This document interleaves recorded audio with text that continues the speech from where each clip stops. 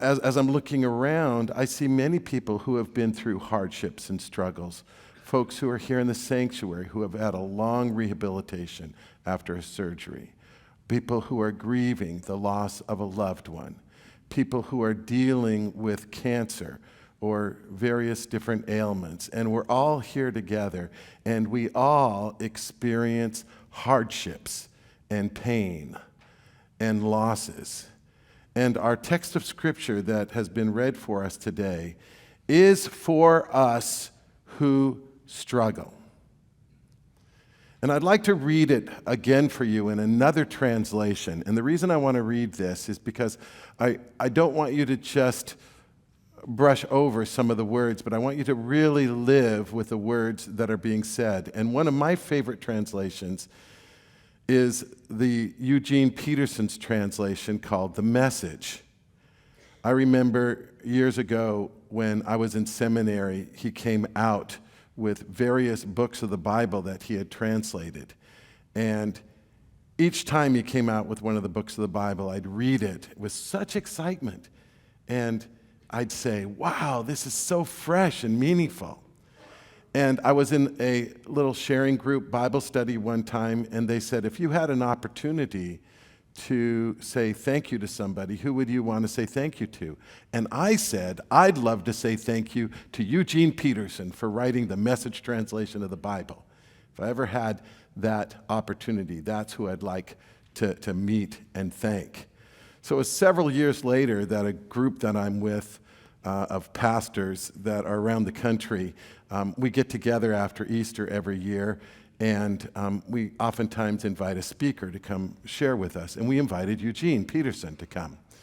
And I was late to dinner one night, and Eugene was late to dinner one night, and he just came up and sat with me. And it was just the two of us. And I said, I've been wanting to talk to you. And I said, first of all, I've just got to thank you for that wonderful paraphrase of the Bible. And he corrected me and said, this is not a paraphrase. It's really a translation. And I wanted to just note that, because when you look at Scripture, many of our translations are dynamic equivalents. You can't have, the exact word transliterated into the English language. It wouldn't make sense, but we try to find a dynamic equivalent when we translate words.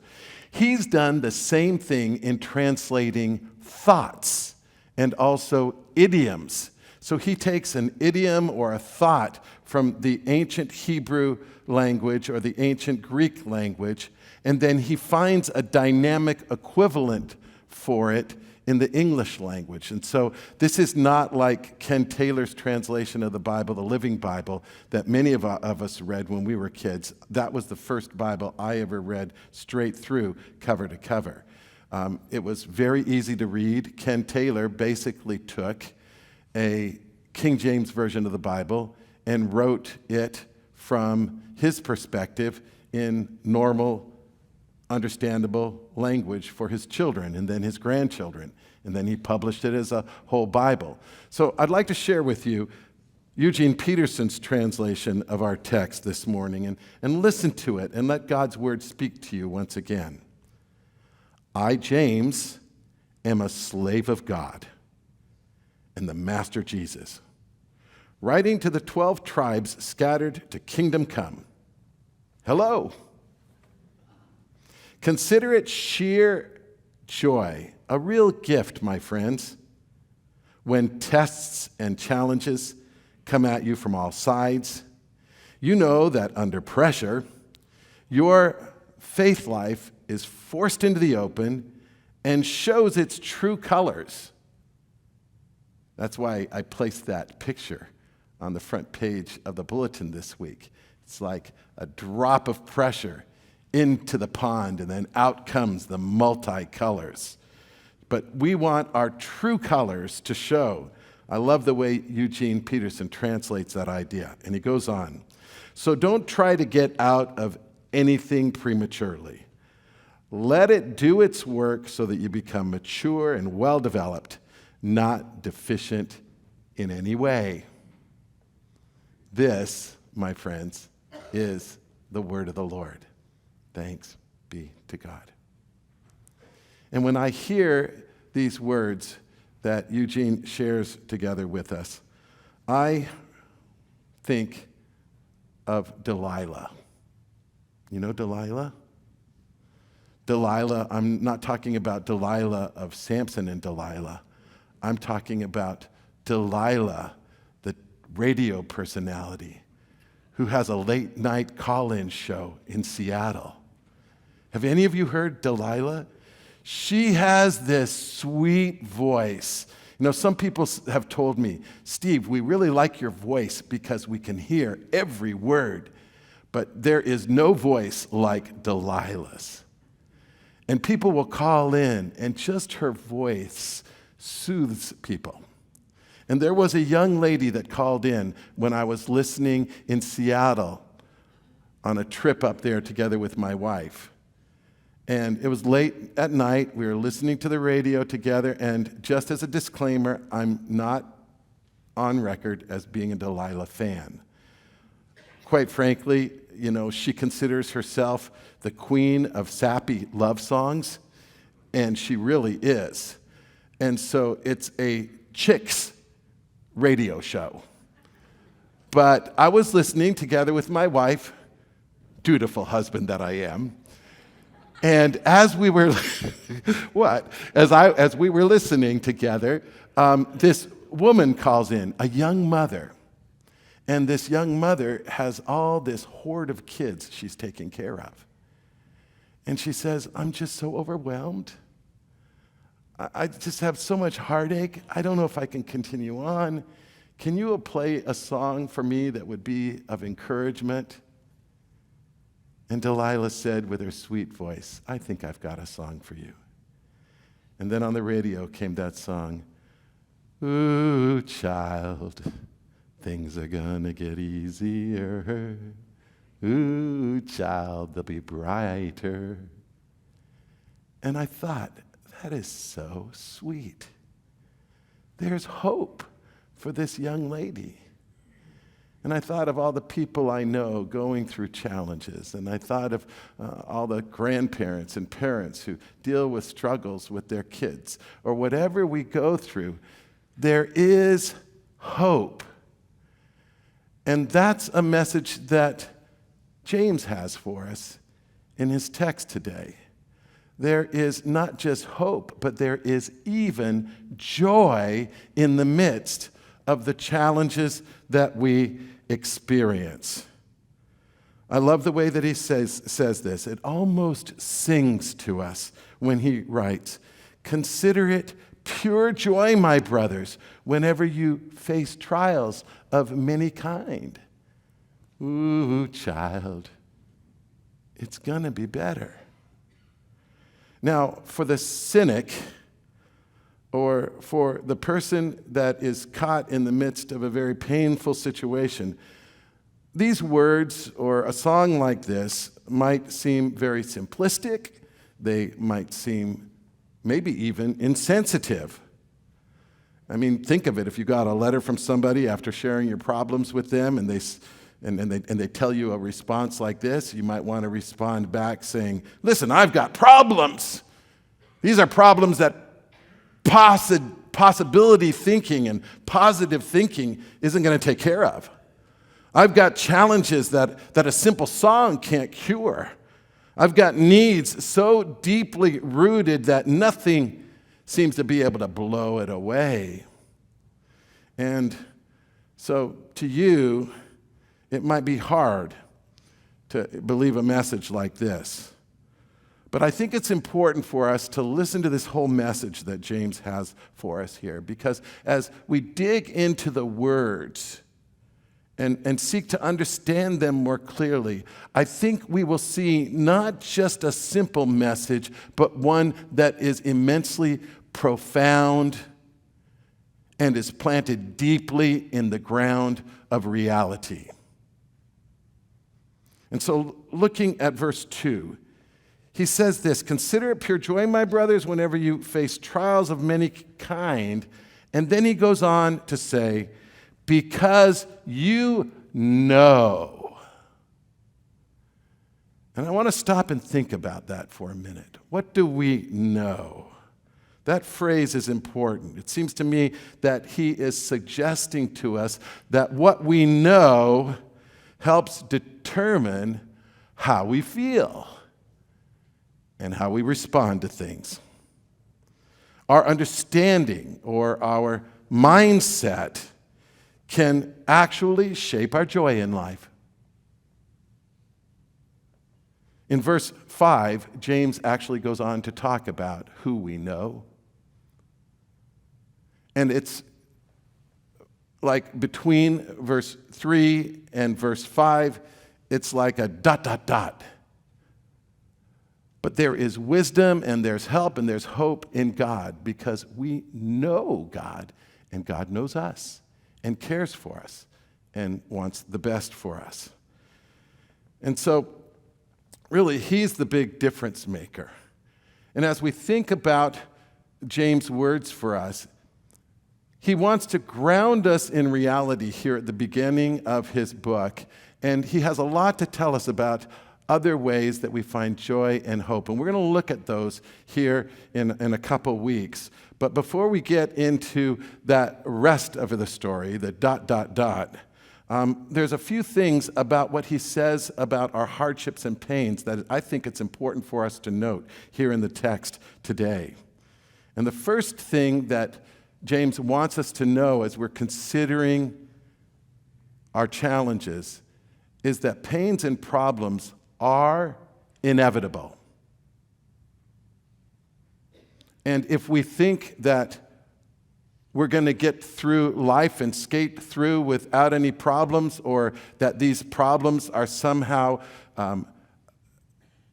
foreign to our life experience, they're not, because they are completely inevitable always. Notice he does not say, if you encounter problems. What does he say? When you encounter problems, whenever they come. And he's basically saying they are going to come. He's talking about the universality of challenges that we have. Sometimes we have challenges in our lives because of the stupid decisions that we make, and we reap the consequences of our actions. Sometimes we have challenges in life because others hurt us, and it's at no fault of our own. And then there are sometimes we're just in the wrong place at the wrong time. I have my son Lane, who was going to school in Philadelphia, and Lane called me on the phone, and he was in a daze. And he said, "Dad, a building collapsed in downtown Philadelphia." And I said, "Oh no. Was anybody hurt?" "Yeah, it killed people." "Did you know anybody?" "Yes. One of my fellow students was in that building." And he said, "I was just there earlier today, shopping in that same shop. It could have been me." And he went on to say, "I live pretty dangerously. I work on bridges in the summertime. I ride a motorcycle in Philadelphia in the wintertime." But he said, the world isn't safe if you can't go shopping. It's basically articulating what James is telling us, and what Ecclesiastes tells us, and what Job tells us, and what the Gospels tell us, and what the whole Scriptures acknowledge, that suffering is an integral part of life. It is inevitable, and we should not be surprised by it, thinking that it's not going to come our way. Jesus put it this way: in this world we will have tribulations. Peter said, "Do not be surprised when bad things happen." Big bad things happen, and little bad things happen. And that's just a hard truth of life. But we need not sink into despair, because we know God. And God knows us. And he loves us, and he cares for us. So things are indeed bad, but there are some good things. And God's the greatest thing, working with us for good and forever. Now, there's another point that James wants to make for us, and it is not only that challenges are inevitable, but they're also unpredictable. James says, whenever you face trials, and that word face in the Greek literally means to fall into unexpectedly. It's the same word that Jesus uses in his description of the Good Samaritan who fell among thieves. And these thieves that he faced brought challenges from this way and that, from all around, unexpected intruders, catching him off guard. You know, I have a friend who was visiting in Santa Monica, and he was going to turn this way or that way to try to get out of the traffic in the city. And he got home, and he discovered from the news that if he had have turned that way, he would have been turning right into a shooting spree that was taking place in Santa Monica at the time. And you know, it's that way in all of life. Around the corner, there's a gunshot, or there's a cancer, or there's an illness, or there's a death, or there's a building that falls down. And it's completely inescapable and utterly unpredictable. I know when it's unpredictable, there's one thing about that unpredictability that means when you don't know when it's coming, then you really can't plan for it. This last week when I was sick, I watched a football game, something I don't get a chance to do very often. But I watched my favorite team, which is Russell Wilson. And when I say Russell Wilson, it's like he is the Seattle Seahawks these days, because the Seattle Seahawks have no team left. They've had so many injuries. So it was Russell Wilson playing against the Green Bay Packers. And Russell did pretty good, because as they were running at him, he could run away from them and get free and find somebody to pass to, and he was just amazing. But the only problem was he does not have eyes in the back of his head. So when you can't see what's coming at you, you get sacked. And that's the way it is with our challenges and our problems in life as well. When we can't see what's coming, we can't predict it, we don't know how to plan for it. I've got this wonderful young niece named Laura. And Laura has 5 boys, little boys. My wife and I had 4. She has 5.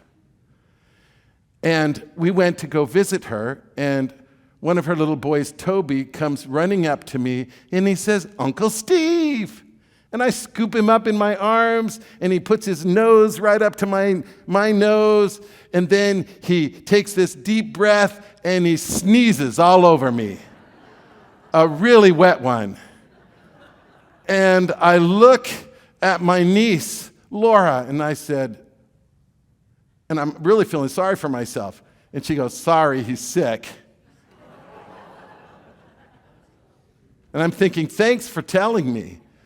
But after I was thinking that, then I looked at Laura, and she had on her just pulling these 4 other little sick children all around her. And I just thought, ooh, child, things are gonna get easier. You know, we all have our stuff, and we all have challenges. And the message that James has for us is we can't escape it, and we can't plan for it. And another thing that he teaches in the text is, in addition to being inevitable and unpredictable, our challenges are also very variable. James says this: There are many trials of many kinds. They are multicolored, basically, is what the Greek is saying. That's how we get the translation that Eugene Peterson shares for us. See, our problems vary in colors and in shades. I actually know this guy painted his house recently, and he painted it white. And I was talking to him about it, and he said, no, it's not white. It's a mix of shades of bone and Swiss coffee. I go, really? He said, yes. And there are 259 other shades of white that I did not choose. And that's the way our problems are as well. We have as many shades to our problems. They come with a variety of intensity. They have variety. They have a mix of duration. And because they all come in such variety, we're never quite sure what kinds of shades and colors of responses that we can give to them. We can nevertheless know one thing, that God is with us and God is for us. So we can still dare sing. It seems to me that beyond simply trying to avoid the inevitable or to prepare for the unpredictable or neutralize the intensity of the variable, we can come to a place that we recognize and actively seek to see God at work among us. I am very intrigued by the research of Martin Seligman, who's a professor at the University of Pennsylvania, and he works in their School of Psychology. He is known as the father of positive psychology because of some of his research. His research shows that people who have lots of problems are not necessarily less joyful, and people who have no problems are not necessarily joyful. You know, he just illustrates in his research what we know from Charles Dickens' Scrooge. You got Bob Cratchit, who's joyful, and you've got Ebenezer Scrooge, who has everything, who's just filled with humbug. So what's the difference maker for us? One of the things that Seligman has researched is that those who choose to have active, positive thoughts develop resiliency in their life and actually experience more joy. Less grumpy people are going to be more joyful because it's a decision. And one of the things he suggests that we do is this little exercise he calls 3 good things. I've shared it with a couple of you before, but I want to share it with all of you. 3 good things is an exercise he suggests for at the end of every day. And what you do is you actively think about 3 things that you have done, that you have been involved with in your life that are good. And here's a key dimension is think about your active involvement in helping to make those things good. And then as you think of those 3 things, you'll actually start feeling better. Just do it yourself right now. Think of one thing that you've done yesterday or today that has been a wonderful thing that you have contributed to. And doesn't it make you feel better just thinking about that? One of the things that Seligman says is practicing an exercise like that doesn't diminish the problems that we have and doesn't even help us to respond to the specifics of the problems that we're having, but actually having those thoughts trigger new neural connections in our brain that I call the joy connections, and we become happier people. And when we pick up the habit of just thinking in those terms, we're actually living out what we all know as Christians from our Sunday school classes if we attended Sunday school years ago. Count your blessings, name them one by one. Count your blessings, see what God has done. You see, when I do that 3 good things exercise, I also look at how God has been with me in the midst of those positive 3 things. And it's a wonderful way to just count the blessings and then re-trigger my mind with that habit of positivity. And we're not talking about a Pollyanna kind of simplicity or insensitivity to the bad things that happen in life. We're talking about nitty-gritty difference-making in the way that we manage our minds and our lives. While I was sick this past week, I listened to some YouTubes, and I found it really entertaining to watch some of the outtakes from America's Got Talent, listening to some of the comedians who have appeared there. And one of the YouTubes I came across was Larry David's being interviewed by a late night host. And he said he's picked up habits in his life. He said that last year he picked up the habit. And he was asked, what is that habit? He said, go before you go. Go before you go. Moms all know that. Get the little children, you got to go before you go. He said that as an older man, he's discovering he needs to go before he goes. Because if he gets in the car and he starts going, he starts regretting the fact that he didn't go before he went. So he needs to go before he goes. And it's just a simple little habit. And he said this year he's chosen the habit that his habit is 2 trips. Not 2 trips about going before you go, but 2 trips. This is another habit. He said, you're bringing in the bags from the car. You try to get everything in your hand and you drop stuff as you're going in. He says it's like, take 2 trips. 2 trips, it's a good habit. Listen, 3 good things is a simple little habit. And it might seem silly, but it actually can make a difference in the joy that we experience, and it might just give us a happy new year.